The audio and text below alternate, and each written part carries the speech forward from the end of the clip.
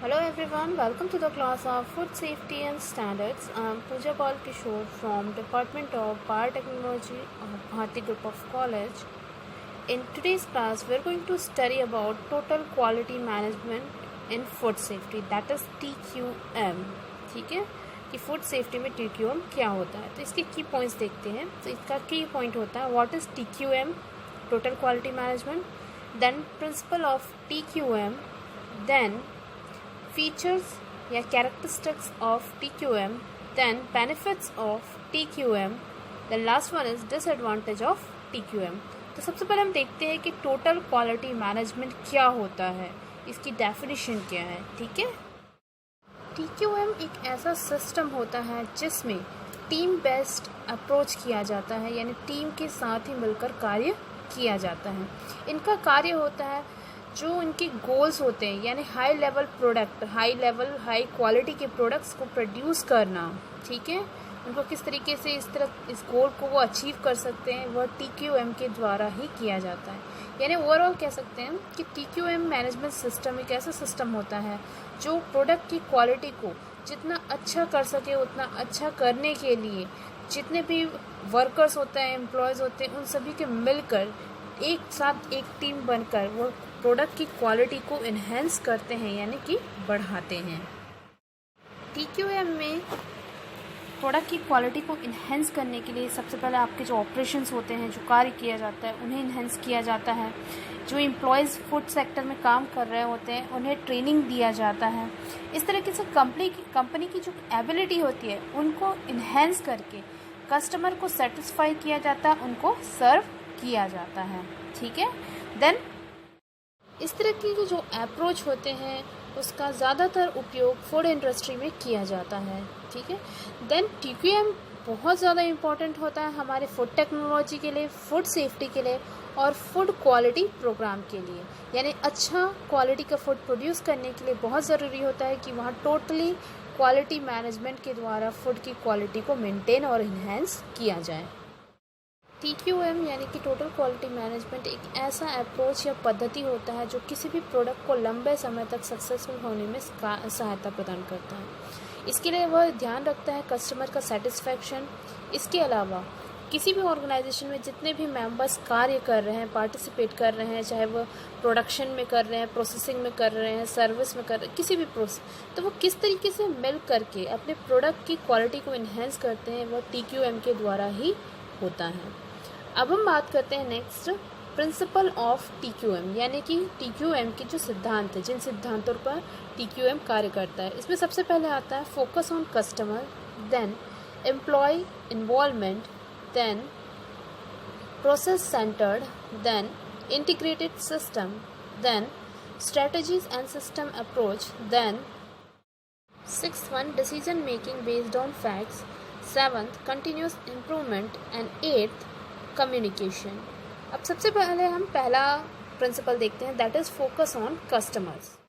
कोई भी ऑर्गेनाइजेशन इसी आधार पर टिका रहता है कि वह अपने कस्टमर को किस तरीके से सेटिस्फाई करता है। इसके लिए ज़रूरी होता है कि वह अपने कस्टमर की जो करंट नीड है, वर्तमान में जो आवश्यकताएं हैं, फ्यूचर में उनकी क्या आवश्यकताएं होती हैं, इस चीज़ पर ध्यान देता है। इसके अलावा कस्टमर की जो रिक्वायरमेंट्स होती हैं वह किस तरीके की हैं। तो इस तरीके से पूरी तरीके से जो TQM हो वह ध्यान रखता है, वह फोकस करता है कि कस्टमर की क्या नीड्स हो सकती है, कस्टमर की क्या रिक्वायरमेंट्स हो सकती है और किस तरीके से कस्टमर को सेटिस्फाई किया जाता है। यानी कि ओवरऑल हम कह सकते हैं कि कस्टमर ही किसी भी प्रोडक्ट के सक्सेसफुल होने के लिए बहुत ज़्यादा इम्पॉर्टेंट होता है। ये ज़रूरी नहीं है कि कोई भी ऑर्गेनाइजेशन कितनी भी इम्प्रूव्ड क्वालिटी का आपका प्रोडक्ट प्रोवाइड कर रहा है, अपने जो एम्प्लॉयज़ हैं उनको कितनी भी ज़्यादा ट्रेनिंग प्रोवाइड कर रहा है, कितनी अच्छा उसकी डिज़ाइनिंग है, कितना अच्छा वो बना रहा है अपने प्रोडक्ट, कोई भी चीज़ वो कर रहा है ऑर्गेनाइजेशन, लेकिन अगर वो कस्टमर्स को सेटिस्फाई नहीं कर पा रहा है तब वो प्रोडक्ट वहाँ पर फेल हो जाता है। इसलिए TQM का कार्य होता है कस्टमर पर सबसे पहले फोकस करना, उनकी नीड्स पर फोकस करना। ठीक है, नेक्स्ट आता है एम्प्लॉय इन्वॉल्वमेंट। एम्प्लॉय इन्वॉल्वमेंट का मतलब होता है किसी भी ऑर्गेनाइजेशन पर, किसी भी लेवल पर जितने लोग कार्य करते हैं उन सभी का आपके प्रोडक्ट को और अच्छा उसकी क्वालिटी को इन्हेंस करने में क्या रोल होता है, वो किस तरीके से कार्य करते हैं, ठीक है, ये सभी चीज़ें आती हैं एम्प्लॉय इन्वॉल्वमेंट के अंदर, ठीक है। अब इस प्रिंसिपल के आधार पर इसका कार्य क्या होता है वो देखते हैं।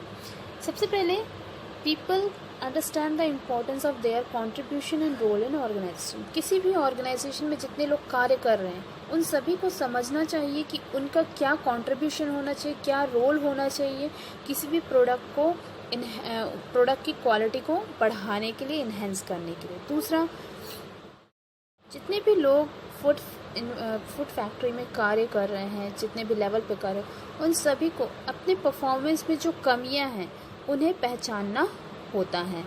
Next, people accepting ownership of problem and their responsibility for solving them. यानी जो भी लोग हैं, जो भी इस फील्ड में काम कर रहे हैं, उस फैक्ट्री में काम कर रहे हैं, उसके जो ओनर्स होते हैं वहाँ से लेकर एम्प्लॉय तक, उन सभी को क्या प्रॉब्लम्स हो रही हैं और उन्हें किस तरीके से सॉल्व किया जाए, इन सभी की रिस्पॉन्सिबिलिटी को उन्हें समझना चाहिए। नेक्स्ट आता है people evaluating their performance against their personal goal and objective. किसी भी व्यक्ति को जो इस फील्ड में कार्य कर रहा है, जो प्रोडक्शन में प्रोडक्ट बनाने में कार्य कर रहा है, उसे अपने पर्सनल गोल को छोड़ करके प्रोडक्ट को अच्छा बनाने का जो गोल होता है उस गोल पर ही फोकस होना चाहिए, ठीक है। नेक्स्ट आता है people actively seeking opportunities to enhance their competence, knowledge and experience. इसका अर्थ है कि जितने भी लोग उस इंडस्ट्री में कार्य कर रहे हैं उन्हें हमेशा अपने योग्यता, नॉलेज और एक्सपीरियंस को बढ़ाने के लिए अपॉर्चुनिटी यानी अवसरों की तलाश करती रहनी चाहिए। उसके बाद नेक्स्ट है people freely sharing knowledge and experience. यानी लोगों को इस इंडस्ट्री में जितना भी नॉलेज मिल रहा है, जितना एक्सपीरियंस मिल रहा है, उन्हें एक दूसरे से शेयर करना चाहिए ताकि वो प्रोडक्ट की क्वालिटी को और ज़्यादा इन्हेंस करने में सहायता प्रदान कर सकें। नेक्स्ट है people openly discuss problem and issues. अगर प्रोडक्ट क्वालिटी में कोई इश्यूज़ आ रहे हैं, ठीक है, कोई प्रॉब्लम्स हो रही है, तो उन्हें एक दूसरे से ओपनली डिस्कशन करके उस प्रॉब्लम को दूर करना चाहिए। अब अगला आता है third principal, that is process centred, यानी कि प्रक्रिया केंद्रित। TQM यानी टोटल क्वालिटी मैनेजमेंट का एक आधारभूत जो फोकस होता है, जो ध्यान होता है, वह होता है प्रोसेस थिंकिंग के ऊपर। यानी किस प्रोसेस के द्वारा प्रोडक्ट को और अच्छा बनाया जा सकता है, ठीक है। अब वो प्रोसेस क्या होती है? वो प्रोसेस बहुत सारे चरणों का एक ग्रुप होता है, एक सीरीज़ होती है, जिसमें किस तरीके से प्रोडक्ट को, सप्लाई को डाला जाता है और उससे आउटपुट के तौर पर कस्टमर को डिलीवर करने के लिए प्रोडक्ट बनाया जाता है। यानी ओवरऑल कह सकते हैं कि प्रोसेस एक ऐसी सीरीज़ होती है, एक ऐसा चरण होता है जिसमें किसी भी पदार्थ को इनपुट किया जाता है और उससे किसी तरीके का प्रोडक्ट बनाया जाता है जिसे कस्टमर यूज़ करता है, ठीक है। तो TQM में इस बात को ध्यान रखता है कि कौन सी प्रोसेस को यूज़ किया जाए जिससे हमारे प्रोडक्ट की क्वालिटी और ज़्यादा बढ़ सके। अब इसके अंतर्गत प्रोसेस को कैरी आउट करने के लिए उसको पूरी तरीके से डिफ़ाइन किया जाता है, उसकी जो परफॉर्मेंस रहती है उसे मेजर यानी मापन किया जाता है, उसकी मॉनिटरिंग, लगातार उसकी मॉनिटरिंग की जाती है, उस पर ध्यान दिया जाता है ताकि अगर कहीं पर कोई डिफेक्ट हो रहा है, कहीं पर कोई अनएक्सपेक्टेड वेरिएशन आ रहा है, यानी कुछ जगह पे कोई चीज़ कमी हो रही है या फिर कुछ रिज़ल्ट अलग आ रहा है, तो उन सभी चीज़ों को मॉनिटरिंग करने पर हमें पता चल जाएगा कि कहाँ पे गलतियाँ हो रही है और उन्हें सुधारा जा सकता है। अब नेक्स्ट आता है fourth principle, that is integrated system, यानी एकीकृत सिस्टम।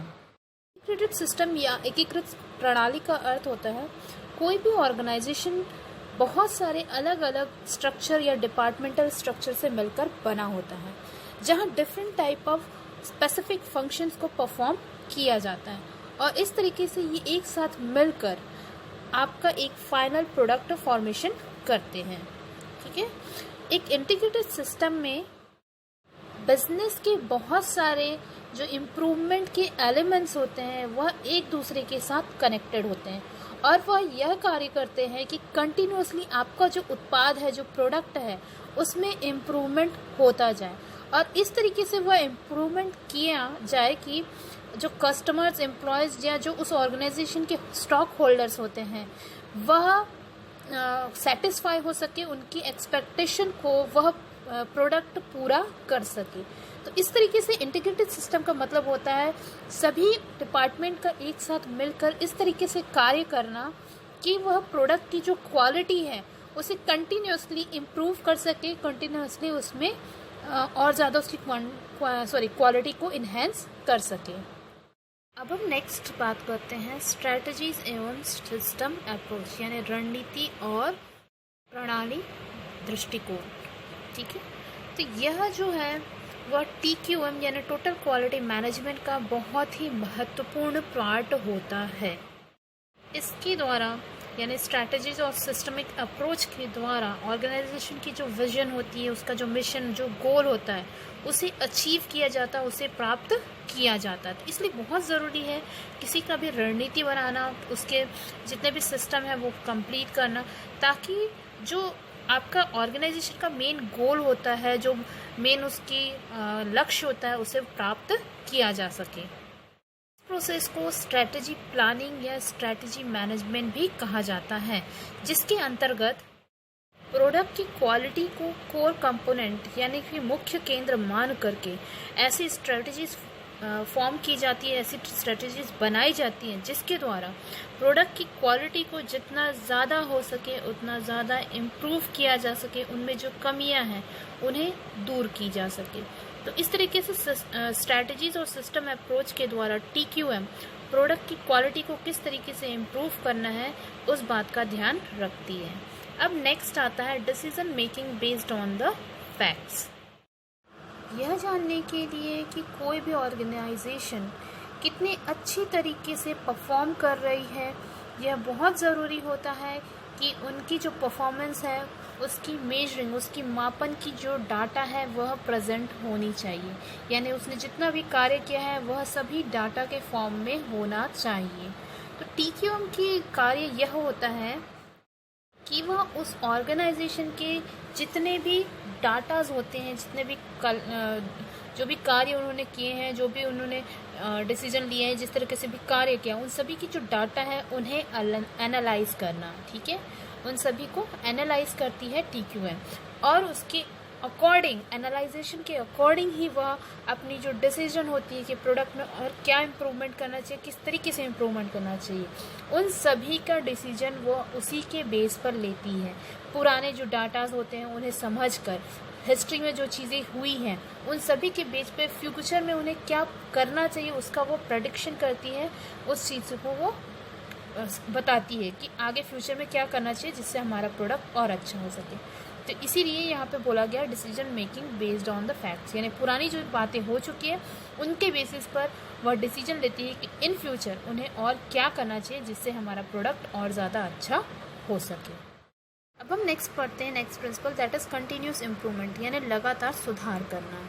ठीक है, आप अगर किसी प्रोडक्ट को बना रहे हैं तो ज़रूरी नहीं कि आपने एक बार में जो प्रोडक्ट बनाया है वो पूरी तरीके से सही हो, तो लगातार उनमें सुधार करके हम प्रोडक्ट की जो क्वालिटी है उसे हम, यानी उसकी जो गुणवत्ता है उसे हम और ज़्यादा अच्छा कर सकते हैं, ताकि वह कस्टमर्स को, जो कंज्यूमर्स होते हैं फूड इंडस्ट्री में, उन सभी को पूरी तरीके से सेटिस्फाई कर सके। कंटिन्यूस इम्प्रूवमेंट करना यानी लगातार सुधार करना TQM का सबसे महत्वपूर्ण मोटिवेशन होता है, प्रेरणा होती है।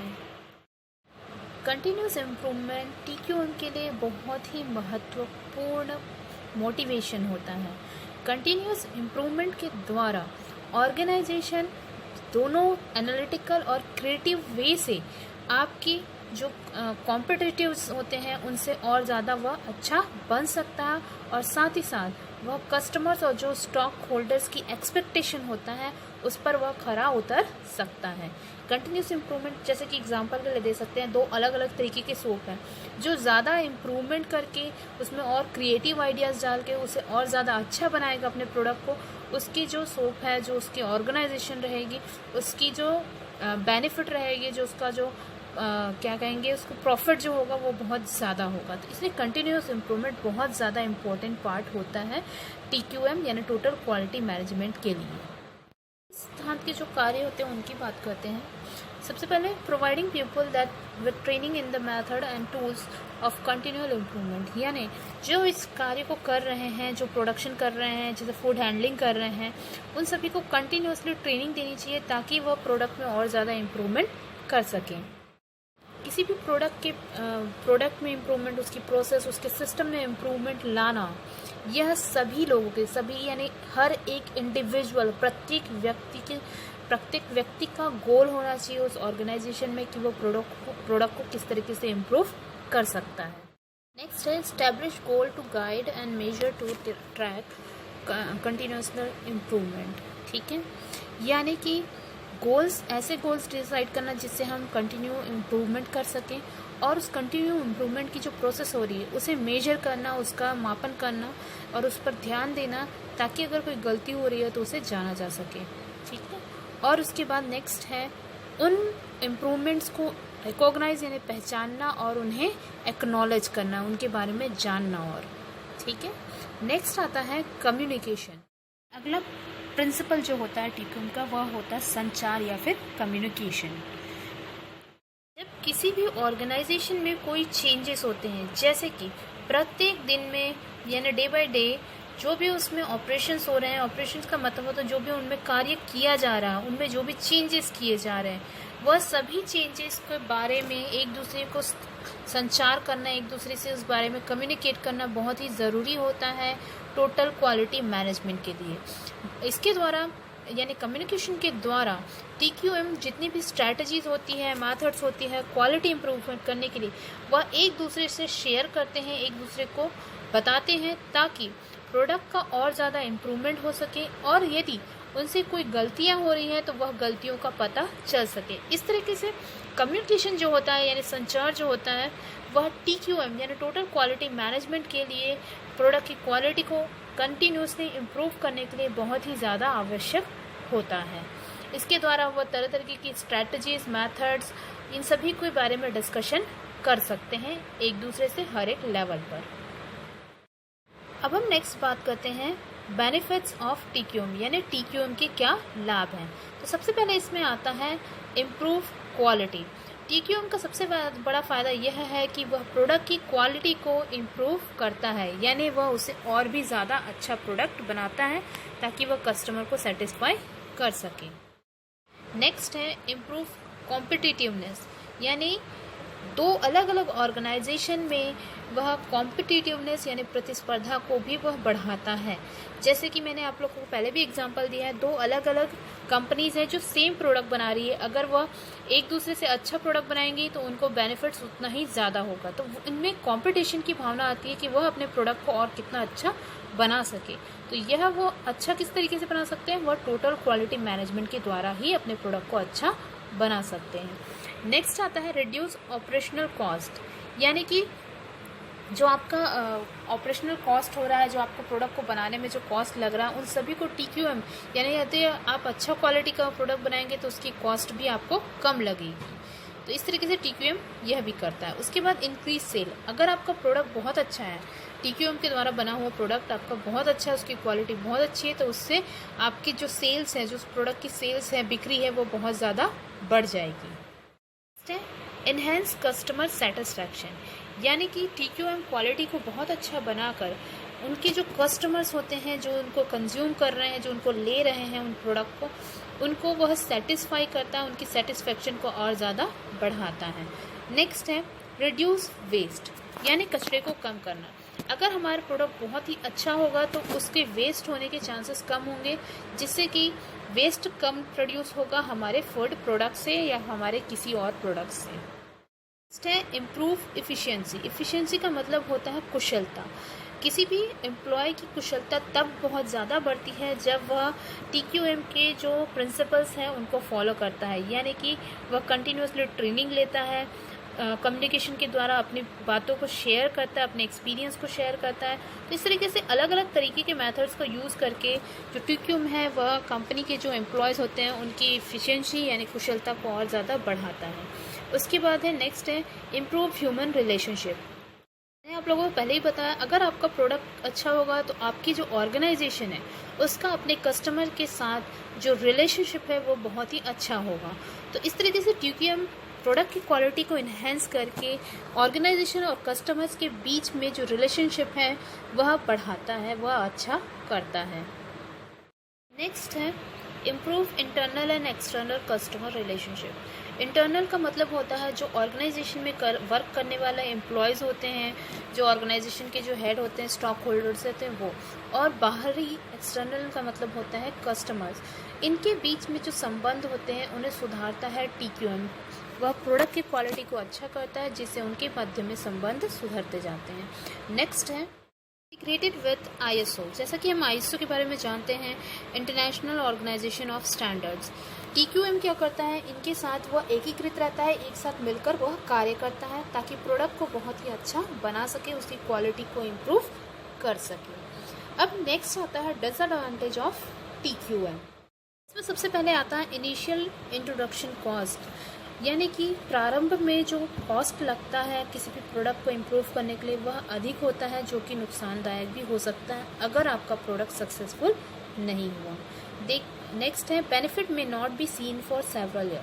अगर आप अपने प्रोडक्ट को अच्छा क्वालिटी इम्प्रूव करके दे रहे हैं, लेकिन ज़रूरी नहीं होता है कि वो प्रोडक्ट फर्स्ट टाइम में ही आपका सक्सेसफुल हो सके, यानी उसका जो बेनिफिट है वह आपको तुरंत मिले यह ज़रूरी नहीं है, वह कई महीनों कई सालों बाद भी आपको दिख सकता है। तो इसलिए टीक्यूएम का यह एक डिसएडवांटेज भी होता है। नेक्स्ट, वर्कर में बी रेसिस्टेंट टू चेंज।